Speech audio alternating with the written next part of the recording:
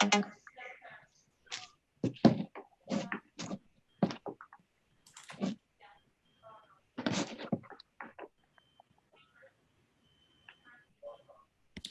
are live. Well, thank you and welcome to our Common Council caucus meeting. As you are all aware, the way we normally do business has been suspended pursuant to an executive order by the governor of the state of New York that suspends the public officers meetings, which allows us to conduct business without having the public present. But we'll make every effort to make sure that information is disseminated to you. And hopefully you can comment it on it electronically. Join the meeting. So we can keep you informed. We have a number of items before us today, and pursuant to that, we're going to take action. We're going to first recognize a number of department heads that are with us today and try to get them in so they can speak with regards to the items that they have before the Common Council for consideration. With that, I believe we have representatives from OSP, our Public Works Department. Join the meeting. So why don't we start with OSP? Is Brenda Mahaffey there? Brenda Mahaffey is not there. We were informed that they may have. Council member? Yes. Can you hear me? Yes, I can hear you. I'm sorry. Okay. Technology. Yes, thanks. I was calling in regarding the annual action plan amendment that isn't before you right now, that will hopefully be by tomorrow.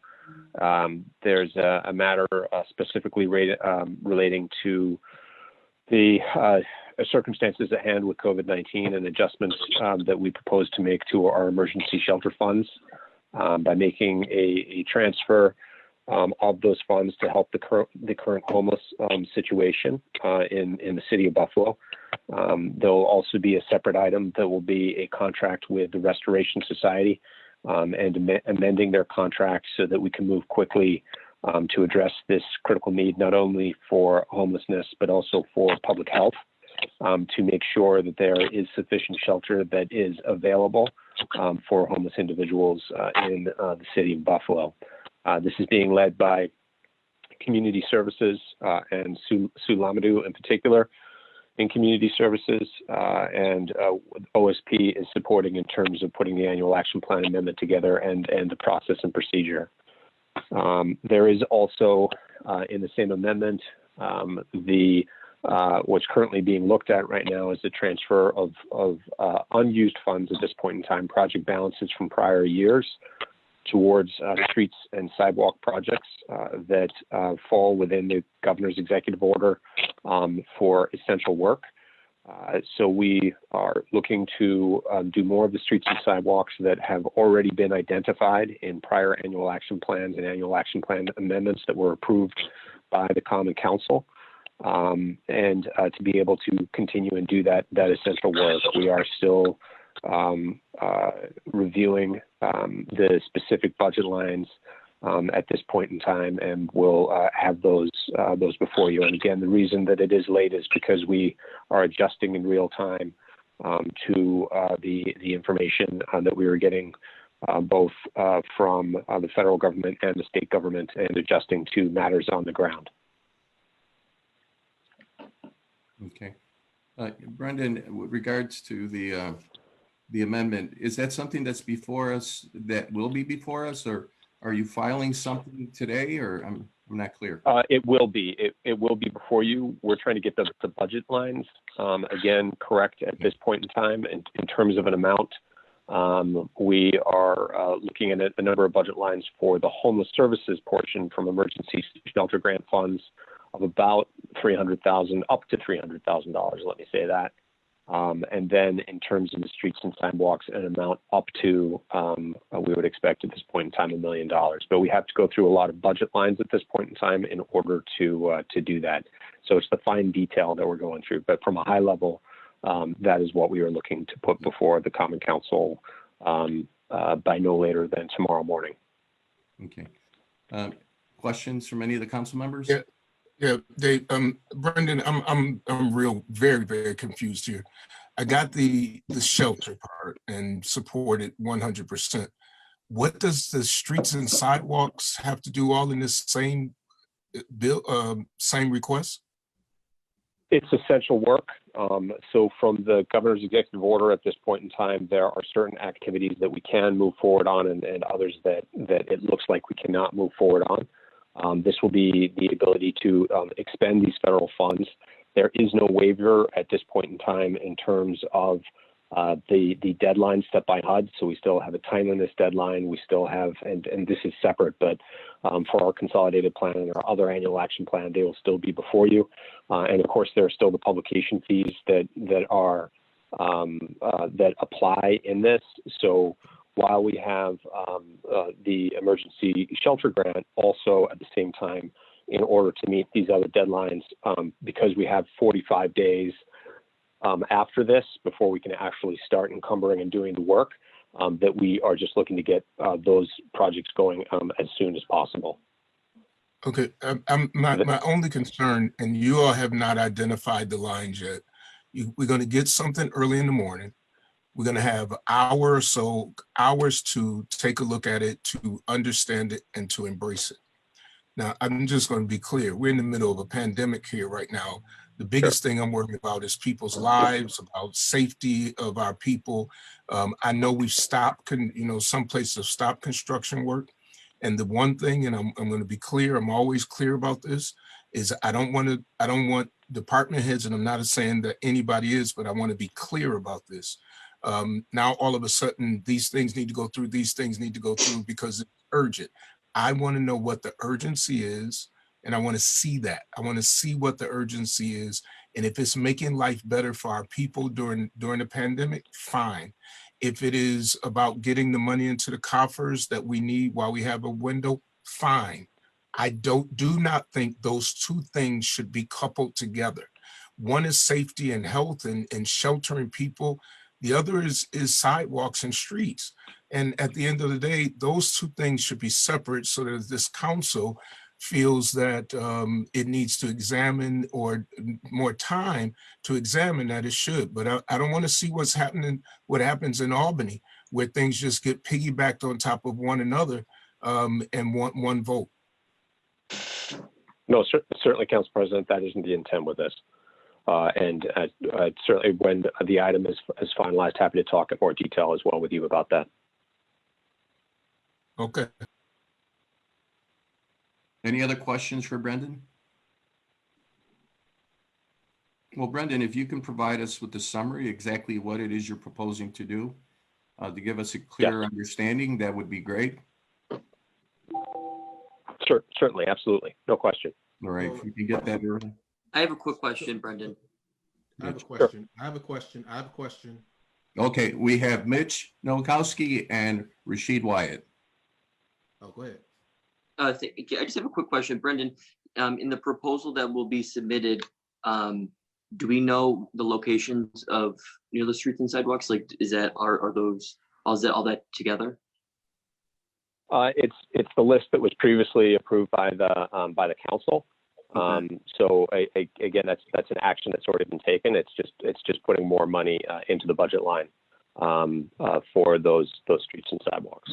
And then those are finalized with DPW in the contracts that are submitted to the council subsequently.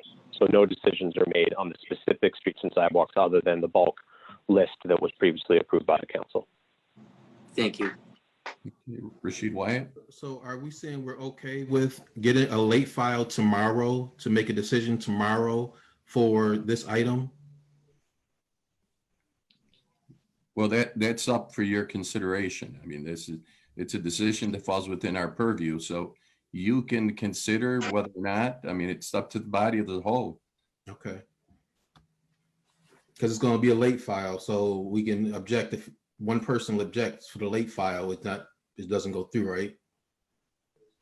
That's Yeah, right. procedurally, if one person objects to a late file, and that's why I'm asking to make sure that those items are not on top of one another. or as one item. And that's what I think is most important. One person objecting to any late file sends that to the next week. The housing situation, I'm very concerned about, as I know this whole council is, but I would have to see. And if we're talking about, $500,000 or however much, I think that because we have committed to transparency, we got to see what it is. And we have no time, even no idea what time it's going to come to us. So I want to see those items broken out for that reason. Majority Leader. Yes, go right ahead. Brendan, because they're part of the annual action plan, are you able to separate them out, or does it have to come as one item? No, I will separate those out. Okay, great. They will be, but I will say as part of a final amendment, we will put them together if they are both approved. Okay. Just to make that distinction. So there's the item that's before the council, then there's the item that goes to the public hearing. So if they are both approved separately, then they would both be combined in the annual action plan amendment so that it's one annual action plan amendment, if Okay, thank you. that's clear. Yep, sure. Any other questions for Brendan? Thank you very much, Brendan. All right, thank you. All right, we have Public Works online with us.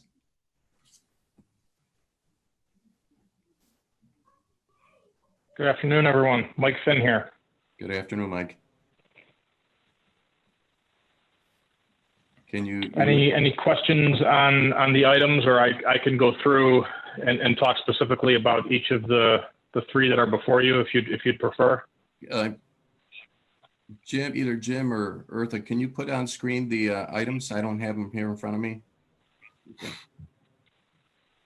Yeah, Jim's got us with a screen share there.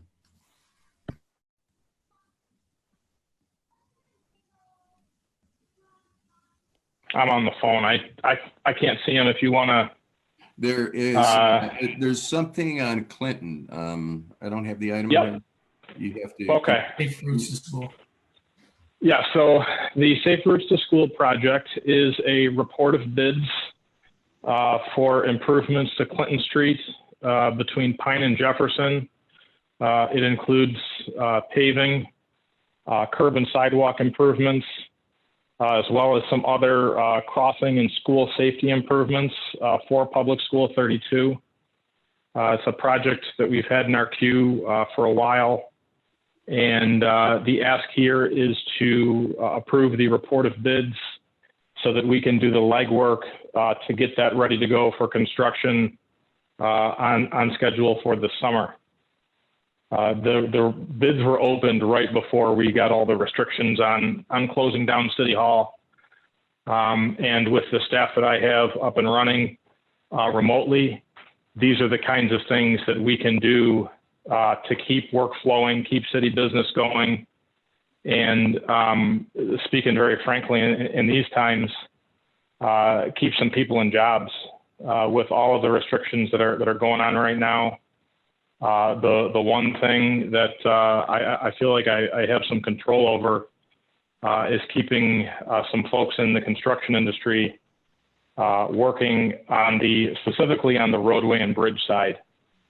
Within those state guidelines, there's a lot of guidance that we got over the weekend after the governor's announcements on Friday.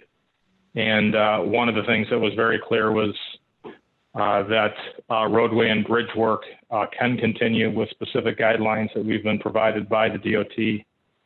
And we would like to do that to the maximum extent that's safe and possible with the resources that we have. And that also couples on what Brendan had talked about earlier. There's some work that we're not going to be able to do in the short term, and shifting funds to work that we can do, I believe is in our best advantage to keep some work going and some semblance of normalcy. Again, with safety being at the forefront of any of that. If there's any specific questions on that project, I'd be happy to answer. Any questions with regard to that project or any of the other projects, any of the other items in public? Hey, Mike. Go ahead, Mitch. Mike, I just have a quick question on item number 3.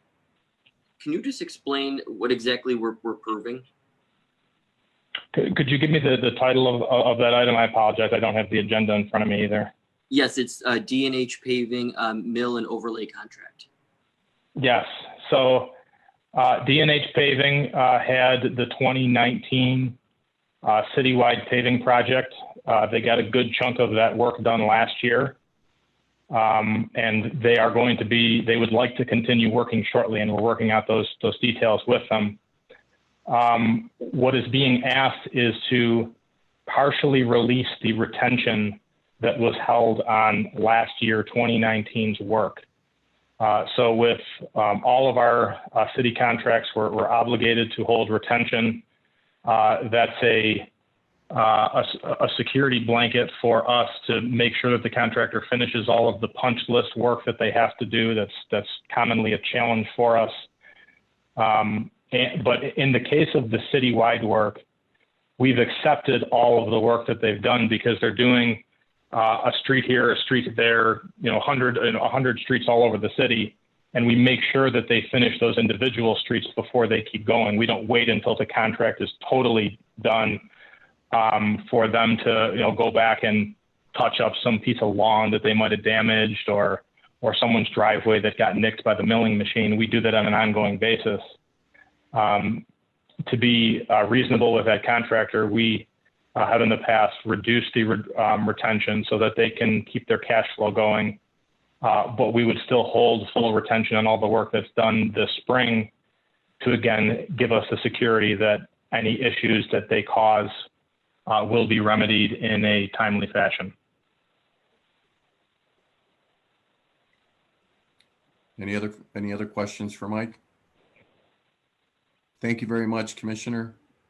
Thank you. Are there any other commissioners online right now that would like to speak? Any questions from the council members before we proceed with the agenda? Okay, Malcolm, then we can go to the top of the agenda. All right, item 1 is receive and file. Item 2, 3, and 4 are approved. Item 5, approve. Item 6, approve. Item 7, BPD appoint police chief. Is that an approve? I'm sorry, I have a marked agenda in front of me on appoint police chiefs. I believe this is Corporation Council Karen. Right. I believe it was supposed to be approved because I think one of the question was whether or not this individual was replacing someone or if we were adding another police chief. But our intent was to have it approved because we're thinking if not, I mean, it's going to sit in the committee for a very long time. I didn't know that. I thought they were just receiving files, so they're not just. Well, we don't really have I think this will be approved regardless of whether we do something on it today or not. Okay. So it doesn't even make sense setting it into committee for it to just sit there, loading up committee when we really don't have a say per se on the final determination of this. So it made sense at the time to just have it approved. Okay, so we can approve items 6 and 7. Item 8, appoint fire deputy commissioner. Yes, council member, that was the one that we were talking about in pre-caucus to see if this would increase the number or if it's replacing. This is filling vacancies and brings the total number to 3 deputies in the fire department. Okay. All right, that's an approve. Item 6, food store license 3198 Main Street, University District. Approve. Approve. Item 10, secondhand dealer, 2186 Fillmore. It's Maston. Committee. Sent to committee. City clerk, number 11, receive and file. Number 12, adopt. Number 13, 14 are receive and file. 15 to legislation. 16, 2020 list of university district food store licenses and university. Approve. Approve. Petitions, item 17 and 18 to Ledge City Planning Board. Resolutions. Number 19, adopt. 20 is adopt. 20 and 21 is adopt. I have a question for Malcolm. The Gallagher ramp, was that discharged from finance? Yes, sir. So that should, Jim, if you could scroll up a little bit for us, that one we should have just passed. It is on the actual agenda. This one is just typed up for ease of use to be visible for the public as we have a broadcast here, but it is discharged to show up in the submissions list section of finance. Okay, and that item, after conferring with the administration, OSP, regarding the need to move on this item for reasons they explained. One was the price of the ramp, the concern that the developer would ask for a reduction. That was one. And the second was the expense or the chances that financing would be more difficult or more costly to the developer. Those were the points that the administration made with regards to this project. I've spoken to the administration, shared my concerns with regards to making sure that as we move these projects forward, that the developer, Join the meeting. that the developer make an effort to move this project along quickly. We're starting to get complaints from residents and storefronts regarding vacant storefronts and vacant buildings that have been there for a number of years. If we're going to move forward, we want to make sure that the developer moves forward as well. And we need to make sure that there's some momentum and work that is going to happen. I understand construction has ceased for a while. However, we want to make sure, for the sake of transparency, that the public knows this. These are concerns that the public have shared with me, that I have shared with the administration as well. I am going to move that it be discharged, of course, and that we move forward with this. The ramp is going to be sold for $1.7 million. We have always been in support of moving this project forward, including the sale of the ramp. So with that, that's an approval for that one. Any questions? And Councilmember, yeah, Councilmember, we have also been rejoined by Commissioner Helfer. I believe he might have had a few notes on this item as well. Majority Leader. Yes, Council President. So I support your views and support moving this forward. We normally, of course, would have sent this to a committee. Obviously, there are no committee meetings right now. And so what we did do in the last council meeting is make that very, very plain that this was out for public input. So we have, to the best of our ability, done that. One of the reasons I'm supporting it is not because of worrying about a developer changing the price. I'm not going to start operating now out of panic. The no house in Buffalo is now selling for $50,000 less. The market is still hot, and it will be. The reason I'm supporting it because there was a deal on the table. I'm going to be very careful in my votes during this pandemic because I don't want it to seem like there's a fire sale in Buffalo and that we've got to now just sell structures because of COVID-19. The economy is going to come back, and what we have a responsibility to do is to make sure that every single red penny that is supposed to come to this city comes to this city. And if a developer says, you know what, if you don't give it to me now, I'm going to take my ball and get off of the basketball court, then they should take their daggone ball and get off the basketball court. We shouldn't sell because of panic. So I'm supporting you in supporting the city and you as the council member, because I know you've worked on this and what it means for the community that you represent. Thank you, council member. Thank you very much, Council President. Any other questions? I had a question, not on this item, but I wanted to know what we did with the small cells. Did we send it to Ledge? Yes, that went to Ledge. Okay, great. Okay. Well, thank you. If there's no further business, thank you so much. See you tomorrow. Sorry, Council, Commissioner, bye. Yes. Council Majority Leader, this is Kevin Huff. I don't know if I missed anything. I got knocked off the call. Oh, I'm sorry, Kevin. Which item were you calling in regarding? Was it the Gallagher ramp? No, I was calling in to talk about the school bus arm cameras. We have counts. That's in what committee? That's in Finance, sir. finance. Kevin, let's see. Rashid Wyatt. Looks like he just stepped out. I'm going to try to pull him back into the meeting.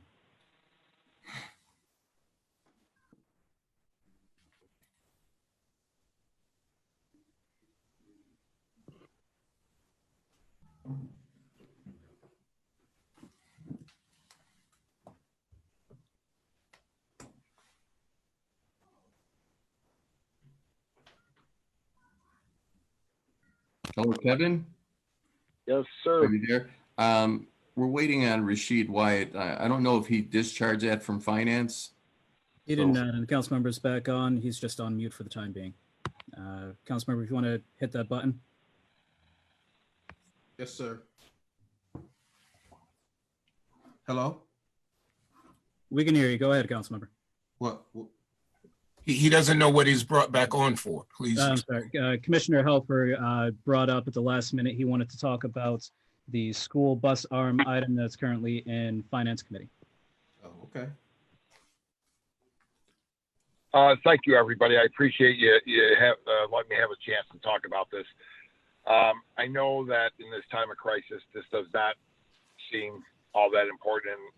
Trust me, I respect that. I get it. I understand exactly where you're all coming from. But I do want to talk a little bit about the timing of this, and I think it's very important.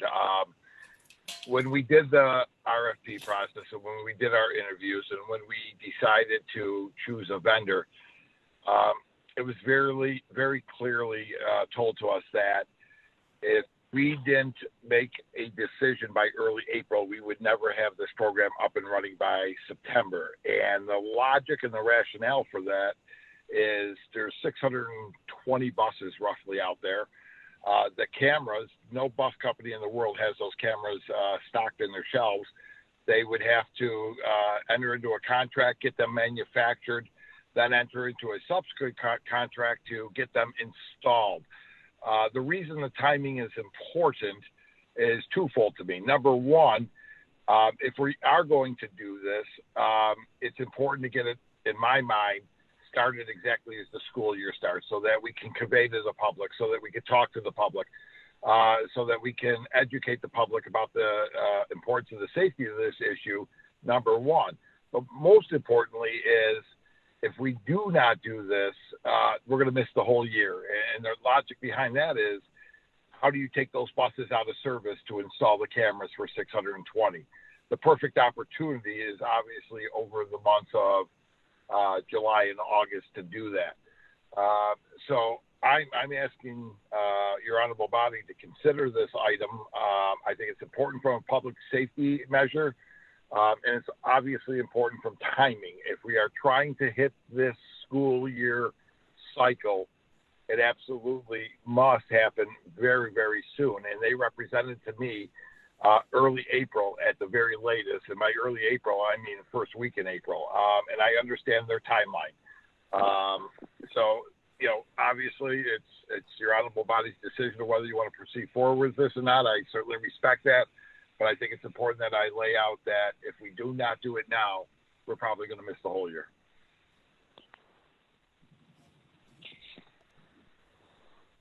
Commissioner, is that, you're saying it can be ready for the fall school year? Yes, sir.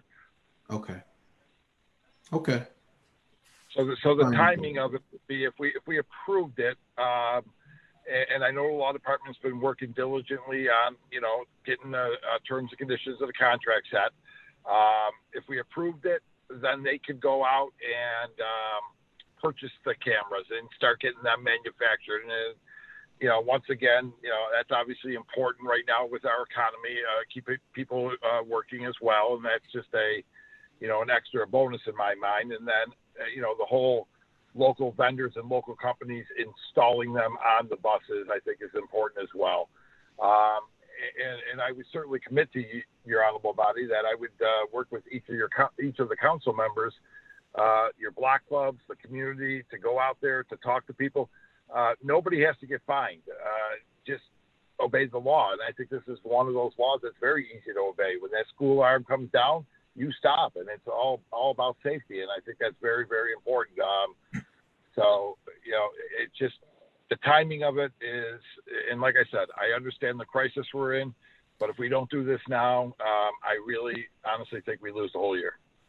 So even if the school year comes back on the line this year, they won't be in place this year. It won't happen until the fall. It will not happen to the fall, sir. It Okay. would be, and that's where I think concurrently, and from, you know, being transparent with the public, dialoguing with the public, educating and speaking with the public, I think the timing is perfect if we lined it all up to go live on the first day of school. Okay. So we need to have it discharged from finance, and I'm okay with that. And then we'll have it available for tomorrow. I totally appreciate that, and thank you very much for doing that. Yes, sir. I just want to commend our staff for all the work they're doing. Yes, they're doing putting all this together. It's going off seamlessly, and the fact that we're on Facebook and people are watching this is fantastic. So thank you all, Malcolm and Jim. Great job. Great job. Thank you. Thank you. Tiana, you too. Thank you, everyone. Okay. All right. Stay safe. Thank you. You too. Bye. All right, thanks, everybody. Bye.